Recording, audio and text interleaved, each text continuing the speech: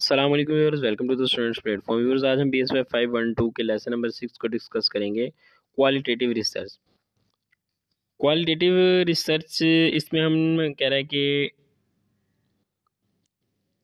सबसे पहले तो वो कह रहे हैं कि क्वांटिटेटिव क्या होता है। क्वांटिटेटिव रिसर्च वो होती है जिसमें हम डाटा लेते हैं नंबर्स की फॉर्म में, स्कोर्स की फॉर्म में, फ्रिक्वेंसीज, परसेंटेज वगैरह को मेजर करते हैं। और कह रहा है कि क्वांटिटेटिव क्या है कि इसमें हम थ्योरीज़ को, हम इसमें थ्योरेटिकल इंफॉर्मेशन को जमा करते हैं।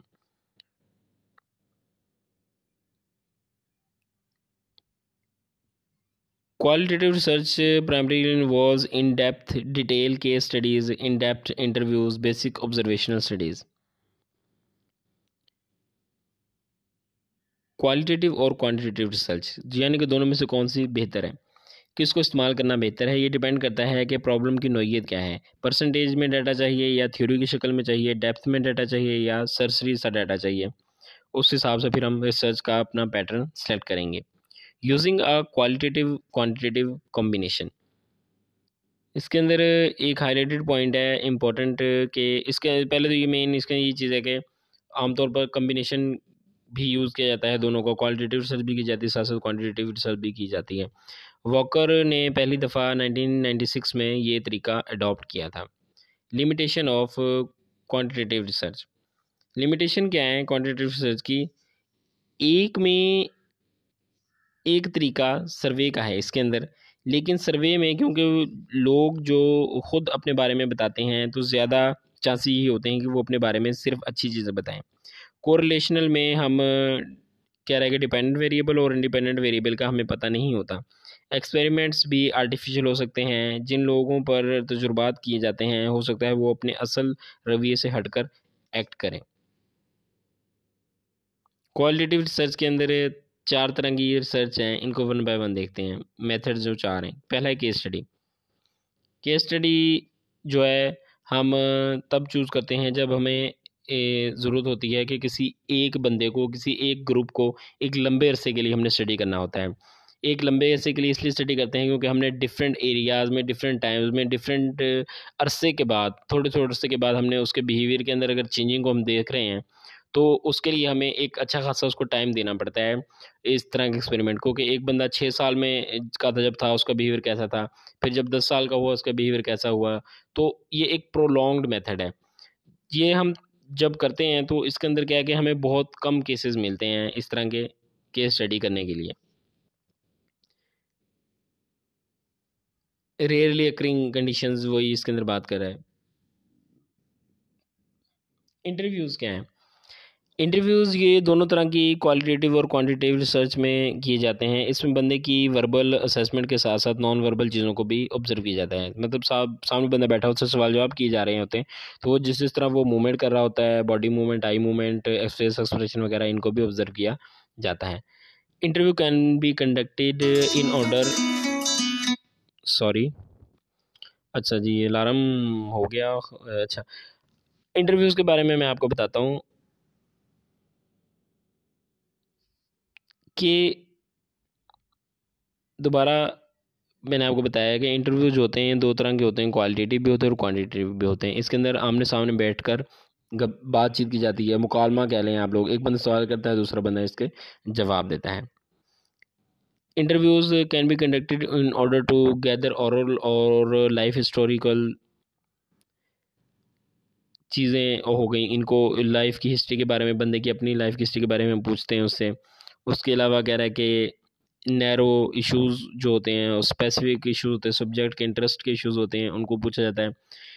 इन डेप्थ इंटरव्यूज़ जो होते हैं इनको हम can be use to supplement case studies के लिए भी इनको इस्तेमाल किया जा सकता है। Conducting interviews on gender issues. Gender issues पर जो इंटरव्यू कंडक्ट करते हैं हम, अगर आप जेंडर इश्यूज़ पर बात कर रहे हैं तो आपको ये देखना होगा कि आप कहीं ऐसा टॉपिक ना छेड़ें जो झगड़े का सबब बने। टाइम और प्लेस ऑफ इंटरव्यू बहुत अहम है। ये भी देखना ज़रूरी है कि इंटरव्यू के दौरान दोनों बंदे रिलैक्स्ड हों, यानी इंटरव्यू करने वाला भी और इंटरव्यू जिसका हो रहा है वो भी। कोई ऐसा फैक्टर ना हो जो इनको डिस्टर्ब करे। एथनोग्राफी, इसमें रिसर्चर्स इस माहौल में जाकर रहता है जिसमें इसने स्टडी करना होता है, वो वहाँ का एक हिस्सा बनकर वहाँ के लोगों को स्टडी करता है। फोकस्ड ग्रुप, एक ग्रुप जहाँ पर एक इंटरेस्ट के लोग इकट्ठे होकर आपस में डिस्कशन करते हैं एक ही टॉपिक पर और अपना एक्सपीरियंस जो है वो जाहिर करते हैं। और सब्जेक्ट ग्रुप और फोकस ग्रुप के अंदर कह रहा है कि आमतौर पर ये इनकी तादाद जो होती है वो 6 से 8 बंदों पर मुश्तमिल होती है और ये आमतौर पर 12 तक भी पहुंच सकती है। फोकस ग्रुप के अंदर जो ग्रुप है उसकी तादाद की बात कर रहे हैं। अ कॉशन अगेंस्ट जेंडर बाइस इन रिसर्च, किसी भी किस्म का इंटरव्यू लेते हुए अनबाइस्ड लैंग्वेज का इस्तेमाल करें। किसी किस्म का स्टीरियोटाइप मसलन gender, colour, race, caste, sect वगैरह के मुतालिक स्टीरियोटाइप अपना जाहिर ना करें। पसंदीदगी या जो है किसी एक स्पेसिफिक चीज़ के रिलेटेड अपनी जाहिर ना करें। The use of gender neutral language solve 2 problems. Problem of designation,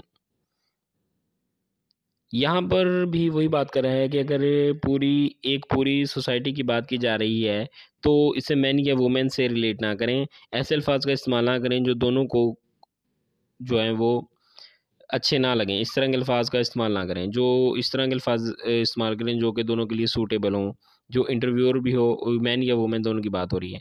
ही और शी की बजाय दे का इस्तेमाल करें।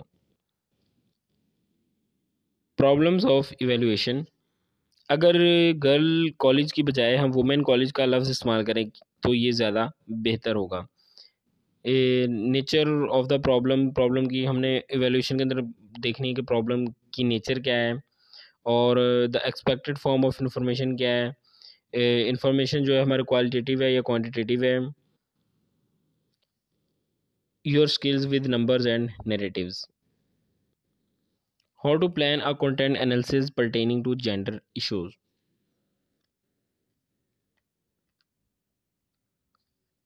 इसके अंदर कह रहा है कि कंटेंट एनालिसिस जो है वो जेंडर इश्यूज़ पर जो कंटेंट एनालिसिस हम बनाते हैं उसको हम किस तरह प्लान कर सकते हैं। पहले इसके अंदर देखना है कि कौन कौन से वेरिएबल्स हैं जिसके लिए आप सर्च कर रहे हैं। कोडिंग प्रोसीजर क्या है एनालिसिस का, कंटेंट जो है वो कौन सा है जिसको हमने एनालाइज करना है। व्यूअर ये था आपका लेसन। आई होप कि जो चीज़ें व्यूअर आपको कन्फ्यूजन का शिकार होती करती हैं ना, जिसके अंदर कन्फ्यूजन होती है आप लोगों को, वो आप लोग कमेंट कर दिया करें, मैं आप लोगों को क्लियर कर दिया करूँगा। उसके अलावा कोई चीज़ आप लोग खुद से समझते हैं ना कि ये इंपॉर्टेंट नहीं है, लेस इंपॉर्टेंट है, तो आप लोग मेरे से पूछ सकते हैं, कंसल्ट कर सकते हैं। मैं आपको बता दूंगा कि पेपर के हवाले से ये चीज़ इंपॉर्टेंट है या नहीं। मिलते हैं जल्दी अपने नेक्स्ट लेसन में। टिल देन टेक केयर, अल्लाह हाफिज़।